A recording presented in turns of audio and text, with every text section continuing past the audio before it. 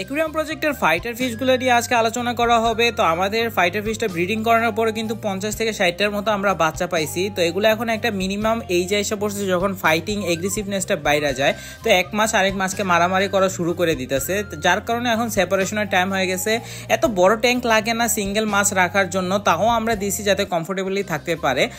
ছোট ছোট কাপ আছে, ওই কাপের মধ্যেও যদি রাখো তাও সুন্দর মতো গ্রো করবে, তবে একসাথে রাখা যায় না যেহেতু এদের ফাইটিংয়ে একটা হ্যাবিট আছে এই কারণে। তো আমরা যে মেলটাকে দিয়ে ব্রিড করেছিলাম সেই মেলটা লাল এবং নীল কালারের একটা প্যাটার্ন আছে। তো আশা করি বাচ্চা যেগুলো পাবো ওই সবগুলোর কালারই কিন্তু এরকম সুন্দর আসবে। এদেরকে কিন্তু যখন ওরা ডিম থেকে বড় হয় তখন একদম লাইভ ফুড খাওয়ানো লাগে, লাইভ ফুড না খাওয়ালে সার্ভাইভ করতে পারে না। তো অনেক একটা লং প্রসেস ছিল। আমার ভিডিওগুলো যেগুলো আগে আপলোড করা হয়েছে ওইগুলোতে সবগুলোতে ডিটেলস দেওয়া আছে যে কীভাবে ফাইটার মাছের ব্রিডিং করাতে হয়। তো যদি তোমরা কেউ ফাইটার মাছের ব্রিডিং করাইতে ইচ্ছুক হয়ে থাকো